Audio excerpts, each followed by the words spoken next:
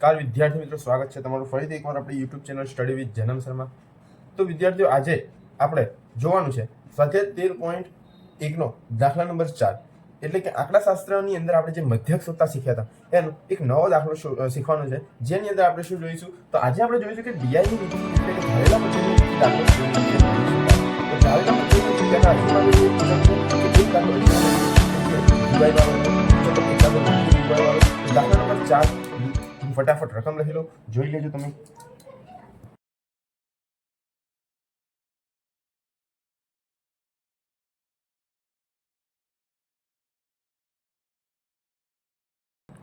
તો વિદ્યાર્થીઓ, હવે આપણે પહેલા શું કરીશું, તો હવે પહેલા તો આપણે કરીશું કે એફઆઈ નો સરવાળો, એટલે કે આપણે શું શોધવાનું, સિગ્મા એફઆઈ શોધવાનું. સિગ્મા એફઆઈ શોધવા માટે શું કરીએ આપણે, એફઆઈ નો સરવાળો. ચલો સૌપ્રથમ આપણે એફઆઈ નો સરવાળો કરી દઈએ. તો 2 ને 4 6 ને 3 9, 9 ને 8 17 ને 7, 17 ને 7 કરો તો 24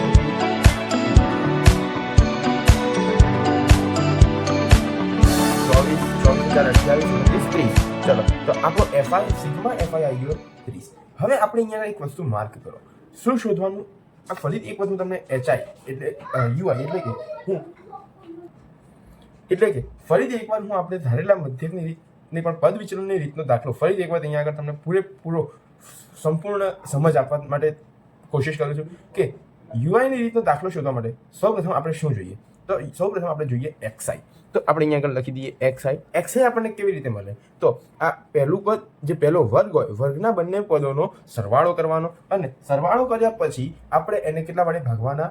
2 વડે ભાગવાના. કેટલા વડે ભાગવાના? 2 વડે. કેમ? તો આપણે અહીંયા સરાસરી શોધવાની હોય. તમે ધોરણ 5, 6, 7ની અંદર સરાસરી, સરેરાશ જે શીખી ગયા એ જ છે અહીંયા આગળ. તો તમારે એ અહીંયા આગળ શોધવાનું.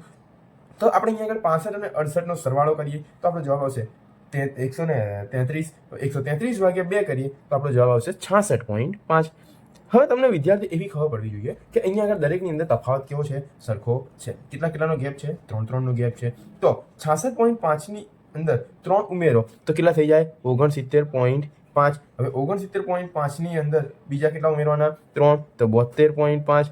72 ને 3 75.5. 75 ને 3 78.5. 78 ને 3 81.5. 81 ને 3 84.5. તો વિદ્યાર્થી, આ આપણો આવી ગયો મધ્યક. મધ્યક મળી ગયો, એટલે કે સોરી, આ આપણી આવી ગઈ મધ્યક કિંમત, એટલે કે એક્સઆઈ આપણને મળી ગયો. એક્સઆઈ મળી ગયો. હવે આપણે શું શોધવાનું? હવે આપણે શોધવાની યુઆઈ. ચલો, યુઆઈ કેવી રીતે શોધીએ છીએ? તો જે કેટલા વર્ગ આપ્યા છે તે ગણી લેવાનું સૌપ્રથમ. તો 1 2 3 4 5 6 ને 7 આપ્યા છે. આપણે શું કરવાનું? બરાબર મધ્યનો. તો બરાબર મધ્યની અંદર આ આવે તો અહીંયા 0 લખી દઈએ. ઉપર -1 -2 -3, નીચે 1 2 અને 3 લખી દીધા. હવે આપણે અહીંયા શું કરવાનું? FI UI. એફઆઈ યુઆઈ એટલે શું? તો એફઆઈ યુઆઈ એટલે એફઆઈ અને યુઆઈનો ગુણાકાર કરવાનો. ચલો, તો 3 દુ 6, તો -6, 4 દુ 8, -8, 3 એકા 3, -3. આ 3નો અહીંયા સરવાળો કરવાનો, અહીંયા 0, 7 એકા 7, 4 દુ 8, 3 દુ 6. ચલો, હવે આ 3નો સરવાળો આપણે અહીંયા આગળ કરીશું. તો આનો આપણે આવ્યો ટોટલ 21, અને આનું આપણે કરીએ હવે તો -17 આવશે. ચલો, બંનેમાંથી મોટું કોણ છે? તો 21, એટલે અહીંયા આપણી જોડે શેની નિશાની આવશે? પ્લસની નિશાની આવશે. અહીંયા આપણે લખી દઈએ સિગ્મા એફઆઈ યુઆઈ. સિગ્માનો મતલબ શું? કે સરવાળો. ચલો, હવે અહીંયા 21માંથી 17 ને બાદ કરીએ તો કેટલા વધશે? 4.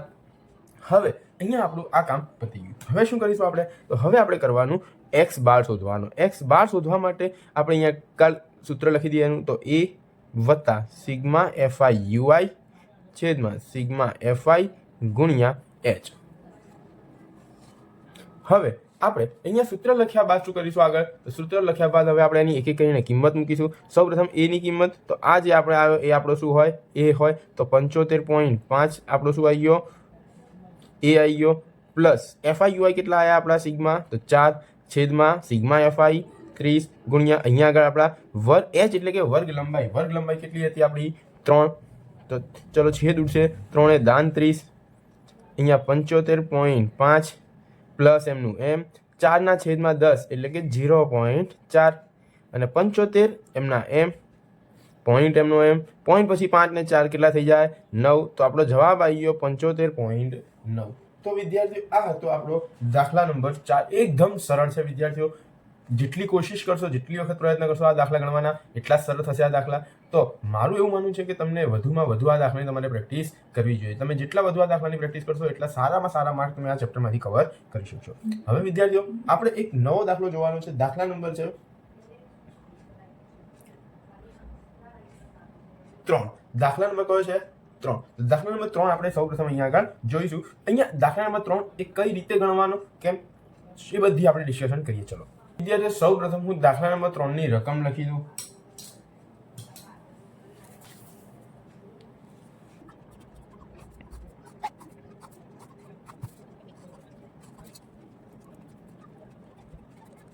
વિદ્યાર્થીઓ, સૌપ્રથમ અહીંયા આપણને એફઆઈ ની અંદર અહીંયા એક એફઆઈ એવી આવૃત્તિ એવી આપી છે કે જે આપણે શોધવી પડશે. તો જ્યારે પણ આવું આપ્યું હોય કે આવૃત્તિ શોધવાની હોય તો વિદ્યાર્થીઓ રકમને એકદમ ધ્યાનથી વાંચવાની. સૌથી પહેલા તો કેમ ધ્યાનથી વાંચવાની? તો જ્યારે ખૂટતી, આને કહેવાય ખૂટતી આવૃત્તિ વાળો દાખલો. જ્યારે ખૂટતી આવૃત્તિ વાળો દાખલો હોય ત્યારે વિદ્યાર્થીઓ એટલું યાદ રાખવાનું કે મધ્યક, મધ્યસ્થ અથવા તો બહુલક તમને દાખલાની રકમમાં જ આપેલો હશે અને રકમમાંથી જ તમારે એને પહેલા તો શોધી લેવાનું. તો અહીંયા આપણને આપી દીધો છે મધ્યક એટલે કે x12 આપી દીધો છે. કેટલો આપી દીધેલો છે? 18 આપી દીધેલો છે. એ અહીંયા આગળ આપણે ઉપર સાઈડમાં લખી દેવાનો એટલે આપણે ભૂલી ના જવાય. હવે શું કરીશું? તો આપણે સૌપ્રથમ અહીંયા આગળ કરીશું કે આ એફઆઈ નો સરવાળો કરીશું. તો 7 ને 6 13, 13 ને 9 22, 22 ને 10 22 ને 10 32 ને 3 35 ને 5 40 ને 4 44. હવે 44 પ્લસ શું થશે? પાછું એફ તો ખરી જ, બરાબર. અહીંયા આગળ આપણને રકમમાં કીધું છે કે એક વસ્તીમાં બાળકોના દૈનિક ખિસ્સાનું ભથ્થું આપણને અહીંયા આગળ આપેલું છે, બરાબર. તો એ દૈનિક ભથ્થા માટેનો આપણો મધ્યક 18 આપેલો છે. એક જે ખૂટતી આવૃત્તિ છે આપણે અહીંયા આગળ શોધવાની છે. તો વિદ્યાર્થી મિત્રો, ચલો શરૂ કરીએ. સૌથી પહેલા આપણે શોધીશું શું? તો એક્સઆઈ તો આપણે શોધવાનો જ રહેશે. એક્સઆઈ તો આપણે શોધવાનો જ રહેશે. ચલો એક્સઆઈ શોધવા માટે શું કરીએ છીએ આપણે? તો આ બેનો સરવાળો ભાગ્યા 2. હવે તમને અહીંયા વિદ્યાર્થીઓ કંઈક મગજમાં આવ્યું છે કે સર અહીંયા બધામાં સરખું છે, તો આપણે અહીંયા આગળ કઈ રીત વાપરીશું? તો અહીંયા આપણે કઈ રીત વાપરીશું એ પછી વિચારીએ. પહેલા આપણે એક્સઆઈ શોધી લઈએ. કેમ? તો એક્સઆઈ આપણે દરેકમાં શોધવાનો જ હોય છે. ચલો તો 11 + 13 તો કેટલા થાય? 24. 24 ભાગ્યા 2 એટલે કે 12. અહીંયા આગળ કેટલાનો ગેપ છે? 2 નો તો ઉમેરતા જાઓ. 14, 16, 18, 20, 22 અને 24. ચલો આપણે અહીંયા આગળ આ કામ તમામ કરી નાખ્યું. હવે કઈ રીત વાપરવી? તો જ્યારે ખૂટતી આવૃત્તિ હોય, જ્યારે પણ ખૂટતી આવૃત્તિ હોય ત્યારે પ્રયત્ન પહેલો કરવાનો કે ડીઆઈ વાળી એટલે કે ધારેલા મધ્યકની રીતનો પ્રયત્ન કરવાનો અને ધારેલા મધ્યકની રીતથી જ આપણો આ જવાબ મળશે. એટલે કે ડીઆઈ આપણે શોધવાનું. તો ડીઆઈ કેવી રીતે શોધવાનો? તો સૌથી પહેલા જે આવૃત્તિ ખૂટતી હોય, જે આવૃત્તિ આપણી ખૂટતી હોય એની સામેનો જે એક્સઆઈ હોય એને આપણે શું ધારી લેવાનો? એ ધારી લેવાનો. અને એની બાજુમાં આપણે શું મૂકી દેવાનો? 0 મૂકી દેવાનો. હવે તમને એવું લાગશે કે સર આ તો યુઆઈ જેવી જ રીત છે. ના, પણ અહીંયા થોડુંક જ અલગ છે. સમજો શું? તો આ જે એ ધાર્યો એને દર વખતે માઇનસ કરવાનું. તો 12 માંથી 20 માઇનસ કરો તો જવાબ શું આવશે? -8. 14 માંથી 20 માઇનસ કરો જવાબ આવશે -6. 16 માંથી 20 માઇનસ કરો જવાબ આવશે -4. 18 માંથી 20 માઇનસ કરો જવાબ આવશે -2. એ જ રીતે અહીંયા પ્લસ થતું જશે એટલે કે 2 અને 4. હવે અહીંયા આપણે શું કરવાનું? તો એફઆઈ ગુણ્યા ડીઆઈ કરીશું. એફઆઈ ડીઆઈ નો ગુણાકાર તો 7 ગુણ્યા 8 તો 8 × 56 એટલે કે -56. 6 ગુણ્યા 4 છાયું 36 -36. 9 ચોક એનો પણ જવાબ 36. 13 દુ 26. અહીંયા એક બાજુ આપણે આટલા લોકોનો શું કરવાનો? સરવાળો કરવાનો. અહીંયા 0 રહેવા દેવાનો. 5 દુ 10 અને 5 ચોકું 16. અહીંયા આનો સરવાળો સર મળી ગયો અમને ડાયરેક્ટ કે 26 થાય. અને આનો કરીએ જુઓ બધા પાછળ 4 વખત છગડા તો 6 ચોક 24 નો ચોકડો વધી પડી 2. 5 ને 2 7. 8 9 10 11 12 13 14 15 એટલે 154. મોટું કોણ છે? તો 154 મોટા છે, તો અહીંયા આપણે લખી દઈએ સિગ્મા FIDI બરાબર 100. પહેલાં તો જવાબ માઇનસમાં આવશે. 154માંથી 26 બાદ કરો. ઓ સર આવું તો ક્યાંથી આવે? 4માંથી 6 જાય જ નહીં. તો પણ વિદ્યાર્થીઓ થાય, પ્રયત્ન કરવો પડશે. તો જવાબ આવશે 128. ચલો હવે આપણે શું કરીશું? હવે આપણે સૂત્ર મૂકવાનું અને દાખલો ગણવાનો આગળનો. તો x બાર બરાબર, યાદ કરો સૂત્ર મેં આગળ ઇન્ટ્રોડક્શનના વિડીયોમાં આપેલા છે, એક વખત ફરીથી તમે જઈને જોઈ શકો છો. તો a પ્લસ સિગ્મા FIDI છેદમાં સિગ્મા FI. તો x બાર કેટલો આપેલો છે તમને? 18 આપેલો છે. a કેટલો આવી ગયો આપણો? 20 ધાર્યો આપણે, પ્લસ સિગ્મા FIDI માઇનસ 128. એને વિદ્યાર્થીઓ હંમેશા કાઉન્સમાં લખવાનો, અને છેદમાં સિગ્મા FI કેટલો છે? 44 પ્લસ f. તો સૌ પહેલાં શું કરવાનું? આ 20 પ્લસ છે બરાબરની આ બાજુ જાય તો માઇનસ, તો માઇનસ આગળ 18 અને એની પાછળ 20 બરાબર.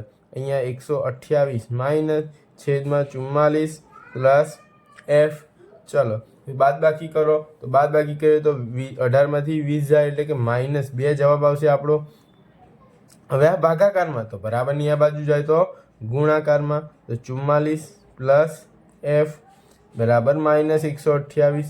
તો વિદ્યાર્થીઓ આપણામાં જોડે મગજ છે તો આપણે એને વાપરી લો. શું? તો સર અહીંયા આગળ અમે 44 પ્લસ એફને એમના એમ રહેવા દઈએ, અને અહીંયા 128 માઇનસ એને રહેવા દઈએ. આ -2 ગુણાકારમાં આમ આવશે તો અમારા ભાગાકારમાં જતા રહેશે, એટલે માઇનસ માઇનસ ઉડી ગયા. ચાલો, અને આ 2ને બી ઉડાડી દો તો 6 થઈ જશે. 6 દુ 12 અને 2 ચોક 8. તો કેટલો જવાબ આવી ગયો? 64 આવી ગયો. જુઓ વિદ્યાર્થી, અહીંયા બાજુમાં હું બીજો પ્રયત્ન કરી દઉં, આગળનું કરી દઉં છું સ્ટેપ. તો પછી આપણે શું કરીશું? તો 44 હવે આપણું વધ્યું શું? 44 પ્લસ f બરાબર 64 વધ્યા. હવે આ જે 44 છે એ પ્લસ છે, બરાબરની આ બાજુ જશે તો માઇનસ થઈ જશે. તો જુઓ f બરાબર 64 માઇનસ 44. 64 માઇનસ કેટલા થાય? 44. માટે f બરાબર 64માંથી 44 જાય તો 20. તો આપણો જવાબ મળી ગયો આપણને ખૂટતી આવૃત્તિનો, કે f બરાબર 20. આઈ હોપ વિદ્યાર્થીઓ તમને આ દાખલામાં સમજણ પડી હશે, નવી જે આપણી રીત કરાવી ધારેલા મધ્યકની. તો વિદ્યાર્થીઓ આશા રાખું છું કે તમને આ વિડીયો પસંદ આવ્યો હશે. જો વિડીયો પસંદ આવ્યો હોય તો વિડીયોને લાઇક કરો, તમારા અન્ય વિદ્યાર્થી મિત્રો સાથે એને શેર કરો, અને કોમેન્ટ પણ કરો. સાથે સાથે ચેનલને સબસ્ક્રાઈબ કરવાનું ભૂલશો નહીં.